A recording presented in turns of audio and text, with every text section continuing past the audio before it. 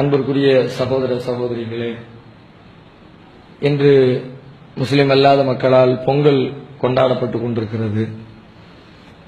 பொங்கலை பொறுத்தவரை அது இஸ்லாமிய வழிபாடுகளுக்கு உகந்ததல்ல, நேர் எதிரானது. இஸ்லாத்திலே 2 பெருநாள் தினங்கள் மட்டும்தான் விழா கொண்டாடுவதற்கு, மகிழ்ச்சியான திருநாளாக கொண்டாடுவதற்கு நமக்கு வழங்கப்பட்டிருக்கிற நாட்கள். நோன்பு பெருநாளும் ஹஜ் பெருநாளும் மட்டும்தான். இவை அல்லாத வழிபாடுகள், திருவிழாக்கள் என்று இஸ்லாத்திலே எந்த திருவிழாவும் கிடையாது. ஆனால் இந்த பொங்கலை பொறுத்தவரை இதை பற்றி முஸ்லீம் அல்லாத மக்கள் சொல்லுகிற வார்த்தைகளை சில பேர் தவறாக விளங்கிக் கொண்டு, அதை உண்மை என்று நம்பிக்கொண்டு, அது போன்ற வழிபாடுகளில் பங்கெடுக்கிற முஸ்லீம்களையும் பார்க்க முடிகிறது. குறிப்பாக பொங்கல் என்று சொன்னால் அதை தமிழர் திருநாள் என்று வார்த்தையை மாற்றியிருக்கிறார்கள். அது இந்துக்களுடைய வழிபாடு என்று சொன்னால் நம்மளாம் முஸ்லீம் விலகிடுவாரு. ஒரு கிறிஸ்தவருடைய பண்டிகை என்று சொன்னால் நம்ம முஸ்லீமுடைய பண்டிகை இல்லை என்றுவாங்க. ஆனா தமிழர் திருநாள் வார்த்தையை போட்ட உடனே நம்மளும் தமிழர்கள் தானே, தமிழனா இருக்கிற எல்லாரும் செய்ய வேண்டிய காரியம் தான் என்று இந்த வார்த்தையினுடைய விபரீதம் புரியாம அதனோடு சேர்ந்து பங்கெடுத்து பெரிய இறைவனுக்கு இணை கற்பிக்க பாவத்தில் சில முஸ்லிம்கள் விழுந்து கொண்டிருக்கிறார்கள். எனவே இது சூரியனை பகவான் என்கிறார்கள். பொங்கல் படைக்கிறார்கள். பொங்கலுடைய பின்னணி என்ன? ஓபன் பிளேஸ்ல வச்சுக்கிட்டு சூரியனுடைய வெளிச்சப்படுகிற வகையில காலங்காத்தால பொங்கலை சமைக்கிறார்கள். அது சூரியனால தான் நமக்கு விவசாயம் கிடைக்குது, சூரியனால தான் பல நன்மைகள் கிடைக்குது, சாப்பாடு கிடைக்குது.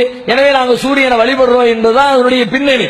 இதையெல்லாம் விளங்காம ஏதோ சோறாக்கி சமைச்சு திங்கிறோங்கிற பேர்ல முஸ்லிம்களும் பல கிராமங்கள்ல பொங்கல் பண்டிகையை சில பேர் விவரம் இல்லாமல் கொண்டாடி கொண்டிருக்கிறார்கள். அது இஸ்லாத்திலே இறைவனுக்கு பிடிக்காத இணை கற்பிக்கிற பெரும்பாவம் என்பதை விளங்கிக் கொள்ள வேண்டும். அது மட்டும் இல்லாமல் அரசாங்கத்துடைய சார்பில் தமிழகத்திலே கடந்த திமுக ஆட்சியின் பொழுது சமத்துவ பொங்கல் அரசு நிறுவனங்களில், அரசுடைய பள்ளிக்கூடங்களில், கல்லூரிகளில், இன்னபிற அரசு அலுவலகங்களில் சமத்துவ பொங்கல் கொண்டாட வேண்டும் என்று சொல்லி ஒரு அறிவிப்பை வெளியிட்டார்கள். அதனுடைய பின் தொடர்ச்சியாக தற்பொழுது அந்த அறிவிப்பு வெளியிடப்பட்டிருக்கிறது. எல்லா இடங்களிலும் சமத்துவ பொங்கல் கொண்டாடுங்க.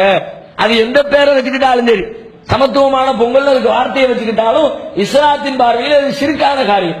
இறைவனுக்கு பிடிக்காத, இறைவனுக்கு பெரும் கோபத்தை தருகிற, இறைவனை விட்டு விட்டு இன்னொருவரை இறைவனுடைய படைப்பை வணங்கி வழிபடுகிற ஒரு பாவத்தின் வெளிப்பாடுதான்.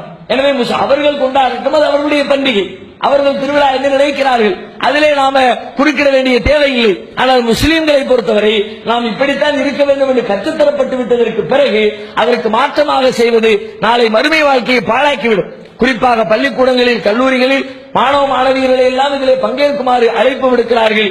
சில பள்ளிகளில் இன்றைக்கு செய்திருக்கிறார்கள், இன்னும் சில பள்ளிகளில் வரக்கூடிய நாட்களில் செய்வதாக அறிவித்திருக்கிறார்கள். அது என்றைக்கு நம்முடைய குழந்தைகள் படிக்கிற பள்ளி கல்லூரிகளாக இருந்தால் என்றைக்கு அதை நடத்துவதற்கு திட்டமிட்டிருக்கிறார்களோ அந்த தினத்தில் நம்முடைய குழந்தைகளை அந்த நிகழ்ச்சிக்கு அனுப்பாமல் தவிர்த்துக் கொள்வது அவர்களுடைய ஈமானை பாதுகாப்பதற்கு வழிவகுக்கும். அல்லாஹ் ரப்பல் ஆலமீன் அதன்படி பேணி நடக்கிற நன்மக்களாக நம் அனைவரையும் ஆக்கி அருள்வானாக.